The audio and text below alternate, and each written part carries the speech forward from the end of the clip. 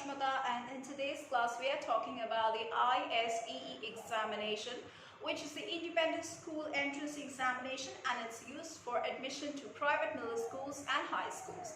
Now, if you're looking forward to attend an elite private school, private middle or high school, then this is a test you will need to do well on. So what's in it and why are there different levels in it? Now, because the ISEE helps test the students for admission to the private middle and high schools, so different levels of the test are offered depending on where you are in your education level.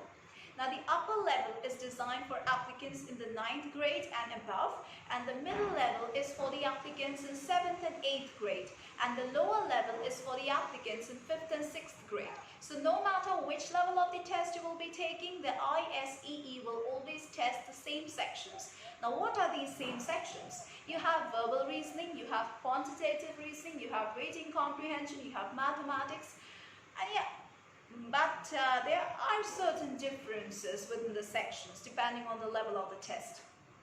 Now, the test also contains an unscored essay that is sent to the schools that you are applying to. So when can you take it and how you can sign up for it? Now, the ISEE is given several times throughout the year, but the majority of the testing dates fall during the fall and early winter. So the number of available ISEE test dates will depend on your location, and you can take the ISEE only once in a 6-month period. So you can register now, and if you ask the difference between ISEE and the SSAT, here I'm going to tell you the difference between the two. Now, both the ISEE and the SSAT are used for admission to private middle and high schools and to test the vocabulary, mathematics portion and the reading comprehension portion. So many schools will accept either test for admission, which gives you the option of choosing the test that better suits you and your abilities. And the major difference between the tests is in how they test your abilities in each section of the exam. So the ISEE uses synonyms and sentence completion to test your vocabulary, while the SSAT uses synonyms and analogies. Now, the reading passages on the ISEE tend to be longer than those on the SSAT, but the SSAT includes a broader range of genres, including poetry. Now, the ISEE also places a heavier emphasis on mathematical reasoning than the SSAT does.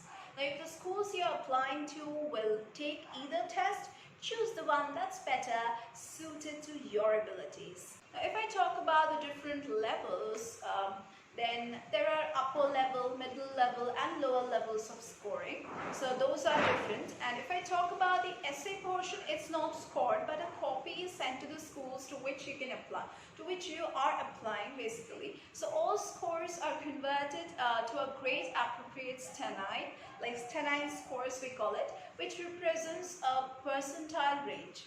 So here I'm going to talk about certain ISEE quick facts. Now, what's the frequency?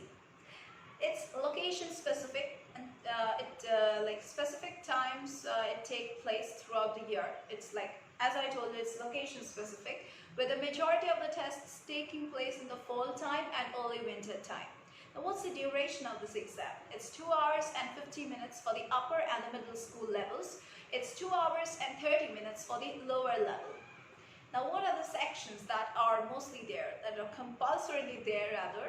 It's verbal reasoning, quantitative reasoning, reading comprehension, mathematics achievement and an unscored essay. Yeah, so that's it for today's class. That was all about this exam. If you are preparing well for it and if you need guidance for it and study materials for it, then you can join and enroll in services classes. Now, the official website of our classes and the contact details are available at the beginning of the video, at the end of the video, as well as in the description box below. So you can just contact us, as well as if you have any kind of queries apart from that, you can just post down your comments below in the comment box. We're there to help you out. That's it for today's class. We're meeting once again in our next classes.